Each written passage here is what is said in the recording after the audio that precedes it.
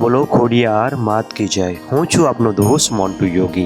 આપ જાણો છો કે હું તમારા માટે કંઈક ને કંઈક નવા વિડીયો લાવતો રહું છું અને એવો જ વિડીયો આજનો ખાસ વિડીયો એટલા માટે છે કારણ કે અલિન્દ્રા ગામ આપ જાણો છો કે એક ધાર્મિક ગામ છે, ધર્મ પ્રેમી ગામ છે અને અલિન્દ્રામાં વિવિધ ધાર્મિક કાર્યક્રમો થતા રહે છે અને એમાંથી એક વિશેષ કાર્યક્રમ એટલે કે અમારા ગામમાંથી પગપાળા સંઘ દર વર્ષે નીકળે છે અને અલગ અલગ જગ્યાએ જાય છે, જેવા કે અંબાજીનો સંઘ, ખોડિયાર માતાનો સંઘ, બહુચરાજીનો સંઘ, રાલજનો સંઘ, પાવાગઢનો સંઘ। આવા ઘણા બધા સંઘ છે એ અમારા ગામમાંથી પદયાત્રીઓ છે, અમારા ગામના ધાર્મિક પદયાત્રીઓ છે, ધાર્મિક જનતા છે એ આવા સદકાર્યોમાં જોડાય છે।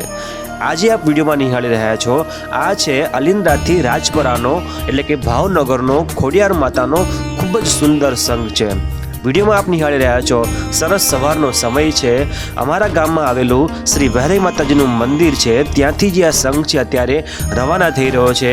આરતી મંદિરમાં થઈ છે અને આપ જે વિડીયોમાં અત્યારે જે નિહાળી રહ્યા છો એટલે કે ઘનશ્યામ કાકા, આ ઘનશ્યામ કાકા માના એવા રૂડા ભક્ત છે, માની સાથે એવો એમનો રૂડો એવો અંતર લગાવ છે કે તેઓ પોતે જે ખોડિયાર માતાનો જે સંઘ છે એ 19 વર્ષથી અમારા ગામમાંથી લઈ જાય છે। આજે આ સંઘને આજે 19મું વર્ષ છે અને આપને વિડીયોમાં એક વાતની જ્યારે જાણકારી મળશે ત્યારે આપ આશ્ચર્યચકિત થઈ જશો, ચોંકી ઉઠશો, કારણ કે જે આ ઘનશ્યામ કાકા છે એ માના એવા રૂડા ભક્ત છે કે જેઓ દર મહિને ભાવનગર પદયાત્રા ચાલીને જતા હતા।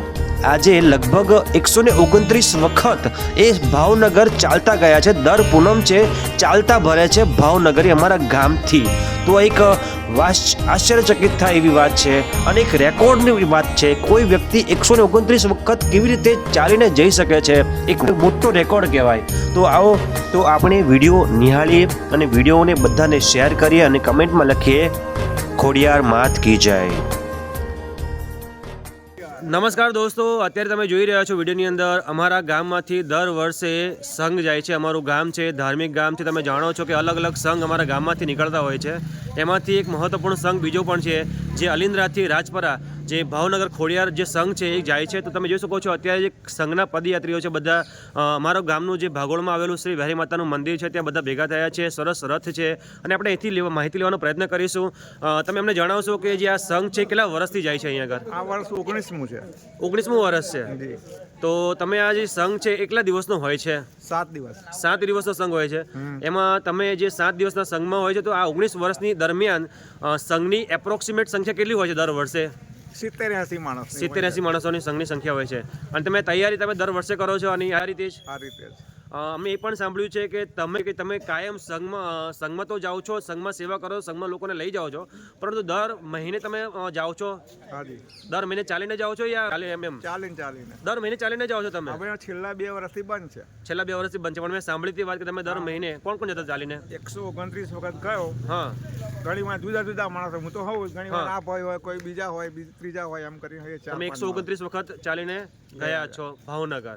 તો આ વખતે પણ સરસ રીતે સંઘમાં ચાલો એવી માતાજીને પ્રાર્થના કરીએ છીએ। જેટલા પણ પદયાત્રી તમે જોઈ શકો છો અત્યારે જે અમારા ગામમાં ઉપસ્થિત છે બધા સારી રીતે જાય, સારી રીતે સંઘમાં એમનું જે કહેવાય યાત્રા રહે એવી માતાજીને પ્રાર્થના કરીએ છીએ। તો બધા એક સાથે બોલીશું ખોડિયાર માત કી જય। બધાને શુભકામના, જય ખોડિયાર।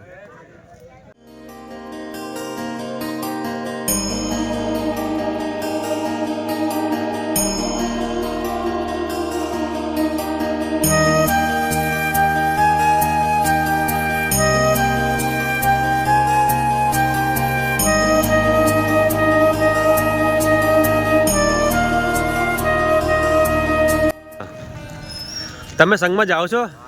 કેટલા વર્ષથી જાઓ છો? 2 વર્ષ। 2 વર્ષથી। મજા આવે સંઘમાં? સરસ સરસ। જો બિસ્તરા પોટલા લઈને જઈ રહ્યા છે સંઘ માટે। ખોડિયાર માતની જય।